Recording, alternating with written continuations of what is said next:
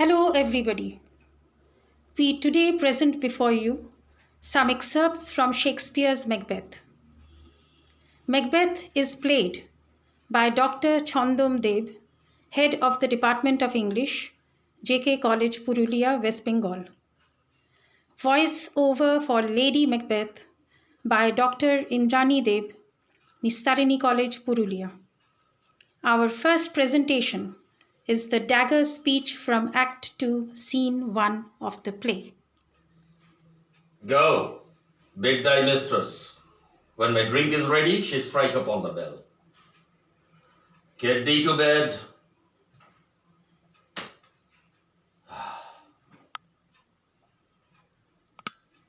Huh?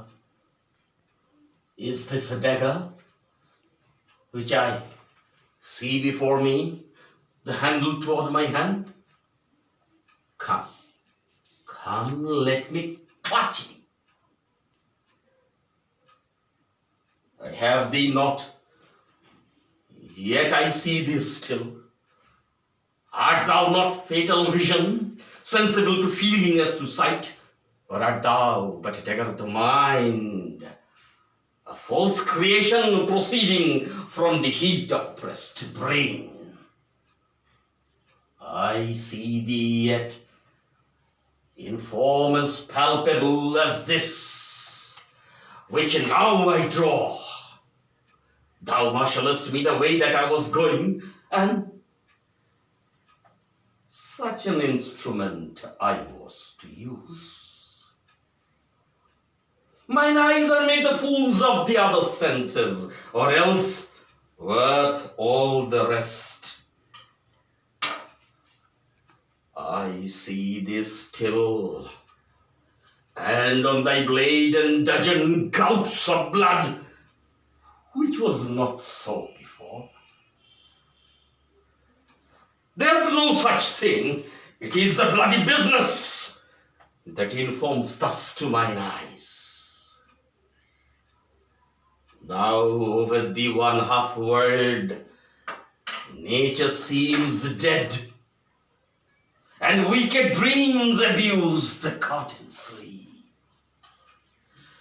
Witchcraft celebrates pale Hecate's offerings, and withered mudder, alarmed by his sentinel, the wolf, whose howls his watch, with his stealthy pace, with Tarquin's ravishing strides, toward his design, moves like a ghost.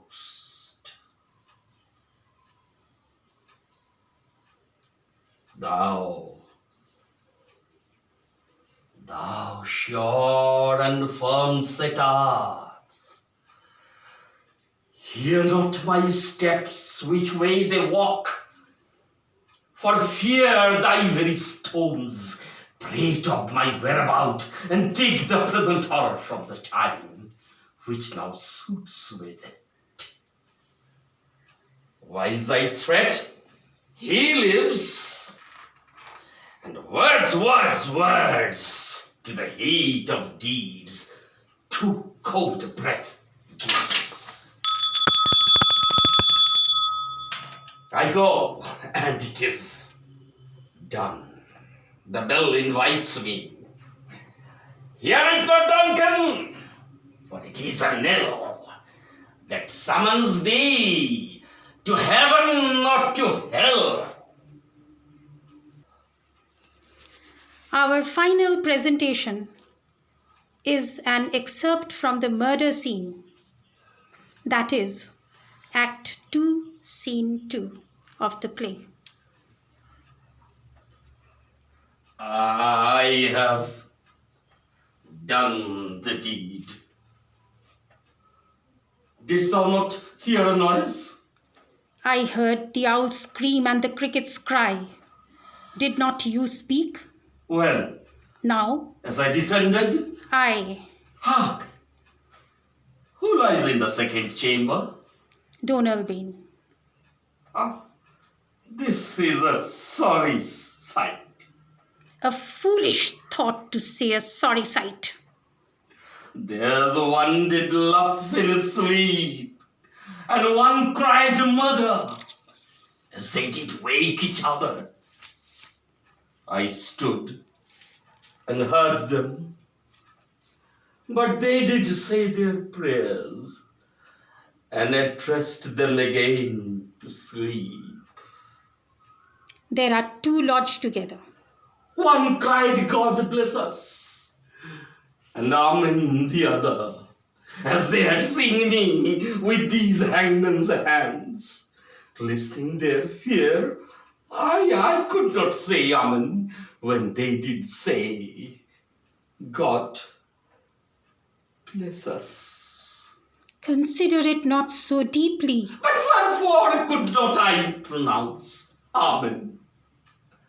I had the most need of blessing, and Amen stuck in my throat.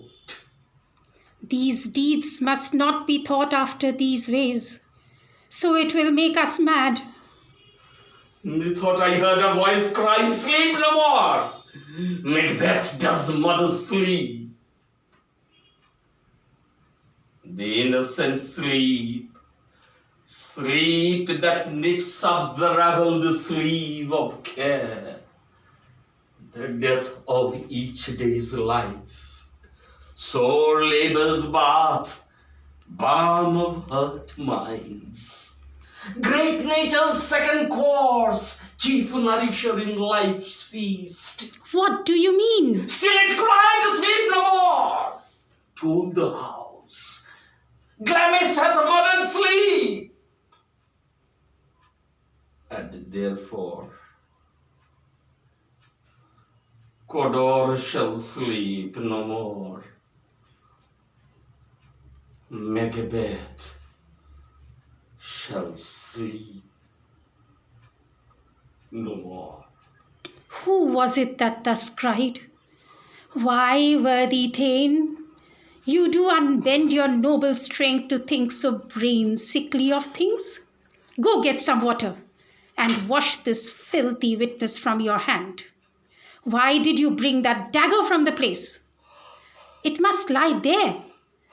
Go carry it and smear the sleepy grooms with blood. I'll go no more.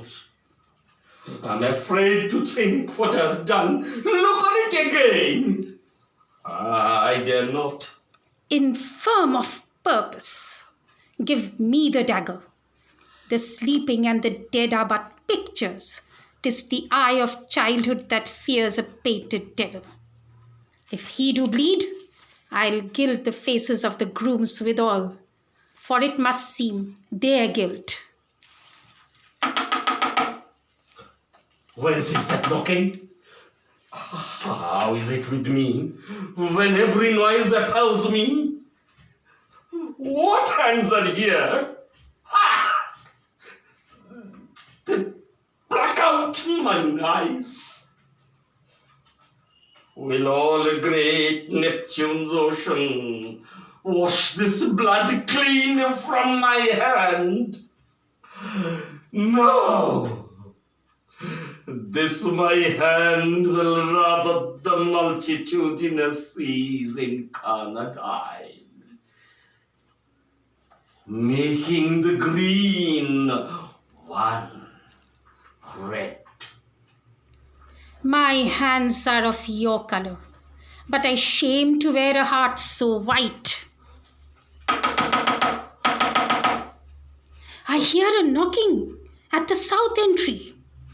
Retire we to our chamber. A little water clears us of this deed. How easy is it then? Your constancy hath left you unattended. Hark! More knocking. Get on your nightgown, lest occasion call us and show us to be watchers. Be not lost so poorly in your thoughts. To know my deed, it were best not know myself. Wake, Duncan, with thy knocking. I would